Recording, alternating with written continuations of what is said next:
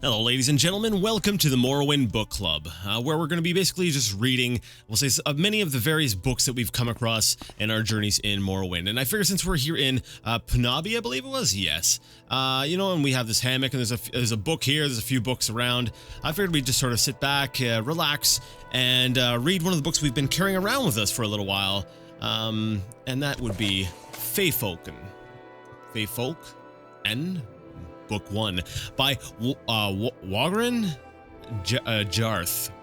I think Wagan. I'm not sure how to say that name. I'm sorry. But this is the book we're going to go ahead and read. I just thought it would be an interesting little bit of thing. I'm not sure where we picked this book up. I'm sorry. I should have kept track of that. But anyways, let's go ahead and get started here. The Great Sage was a tall, untidy man, bearded but bald. His library resembled him. All the books had been moved over the years to the bottom shelves where they gathered in dusty conglomerations.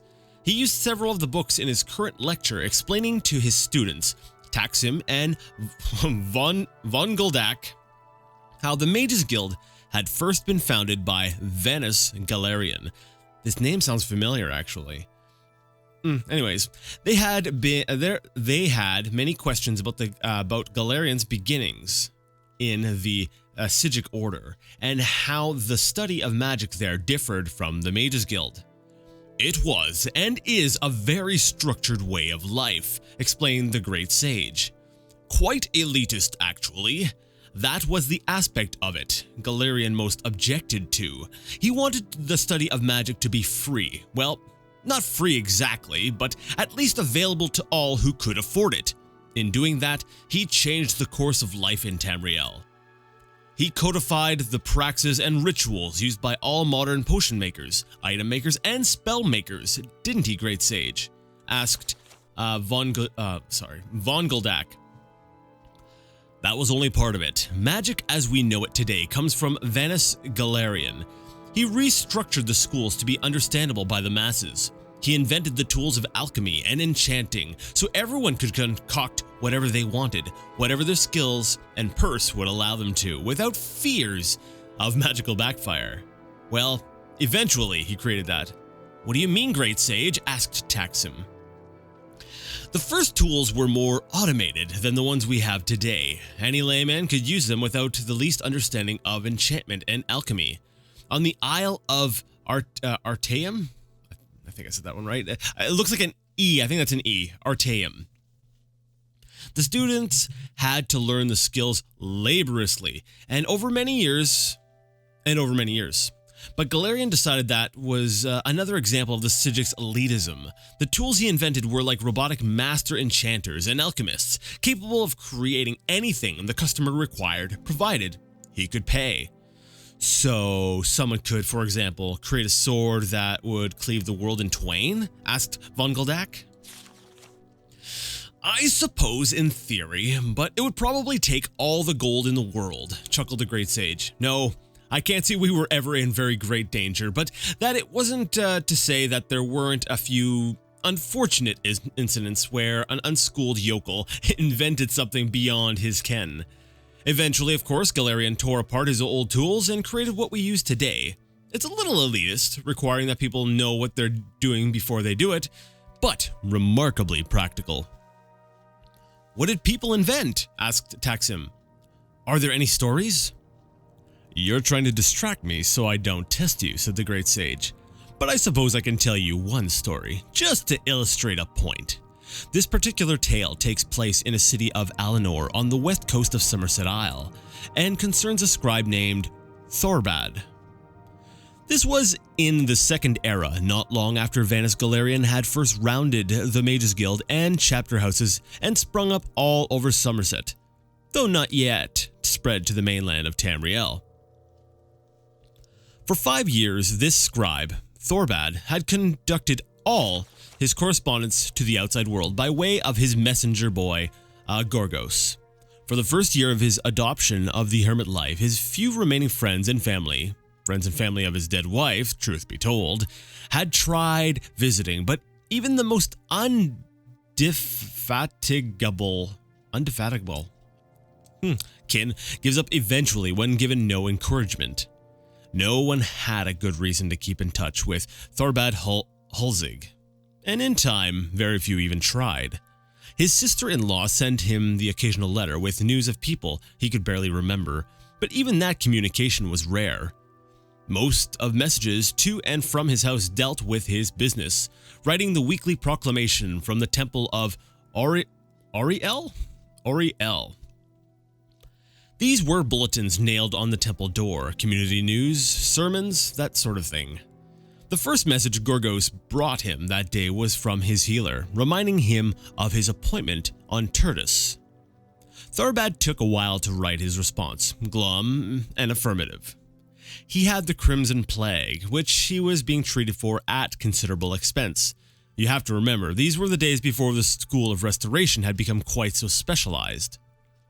It was a dreadful disease and had taken away his voice box. That was why he only communicated by script. Now this is interesting because in a lot of, actually I believe even in the, I'll have to double check that, but I think even in the Elder Scrolls, silence, that's a way to stop a mage from casting because, in a lot of fantasy settings or a lot of things that involve magic, it's the spoken word is not necessarily, maybe it's not necessary. It depends on exactly which world, but in a lot of cases it's used to sort of channel the magic. It's a sort of a concentration thing. So silence is often used to stop a mage from casting spells. So does this mean this guy was incapable of casting anything? Interesting. We'll keep reading. Maybe we will find out.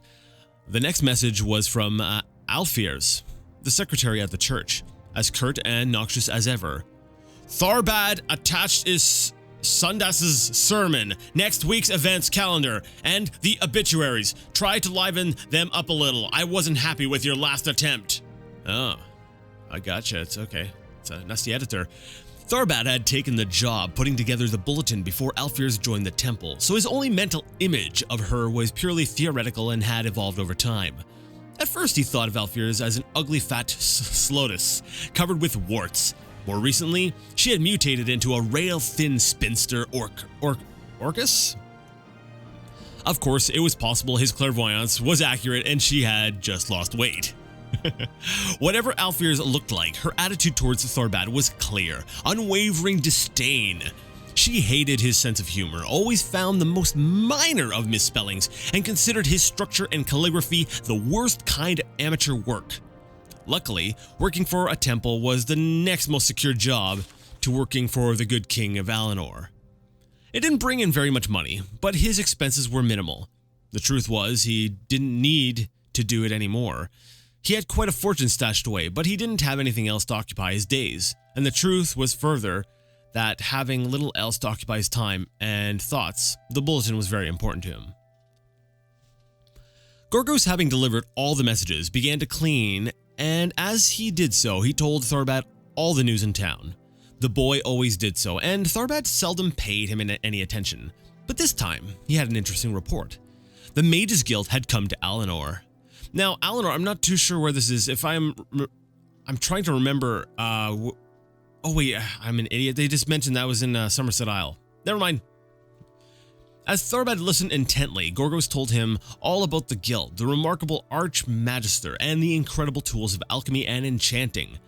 Finally, when the lad had finished, Thorbad scribbled a quick note and handed it and a quill to Gorgos. The note read, "Have them enchant this quill." "Well, it will be expensive," said Gorgos. Thorbad gave Gorgos a sizable chunk of the thousands of gold pieces he had saved over the years and sent him out the door. Now Thorbad decided he would finally have the ability to impress Alfiers and bring glory to the temple of Auriel. Okay. Now, the way I've heard the story, Gorgos had thought about taking the gold and leaving Alinor, but he had come to care for poor old Thorbad. And even more, he hated Alfiers, who he had to see every day to get his messages for his master. It wasn't perhaps for the best of motivations, but Gorgos decided to go to the guild and get the quill enchanted. The Mages Guild was not then, especially not then, an elitist institution, as I have said. But when the messenger boy came in and asked to use the item maker, he was greeted with some suspicion. When he showed the bag of gold, the attitude melted and he was ushered in the room. Now, I haven't seen one of the enchanting tools of old, so you must use your imagination. There was a large prism for the item to be bound with magicka, assuredly, and an assortment of soul gems and globes of trapped energies. Other than that, I cannot be certain how it looked or how it worked. Because of all the gold he gave to the guild, Gorgos could infuse the quill with the highest price soul available, which was something Daedric called Feyfolken. I was wondering when that would come up. The initiate at the guild, being ignorant as most guild members were at the time, did not know very much about the spirit, except that it was filled with energy. When Gorgos left the room, the quill had been enchanted to its very limit, and then some. It was virtually quivering with power. Of course, then Tharbad used it, and that's when it became clear how over his head he was. "And now," said the great sage, "it's time for your test." "But what happened? What were the quill's powers?" cried Taksim. "You can't stop the tale there," objected Vongoldak. "We will continue the tale after your conjuration test, provided you both perform exceptionally well," said the great sage. That's right. This is the first volume in the series. Well, I definitely will be searching out the second volume of that book. All right, well, that was basically that reading there. So we're going to go ahead and, maybe next time we'll read The First Hold Revolt. Perhaps, we'll see. But anyways, if you like this video, go ahead and give the video a thumbs up. If you didn't like it, go ahead and leave it a thumbs down. Either way, let me know what you thought in the comment section. And until next time, I would like to ask you all to game on.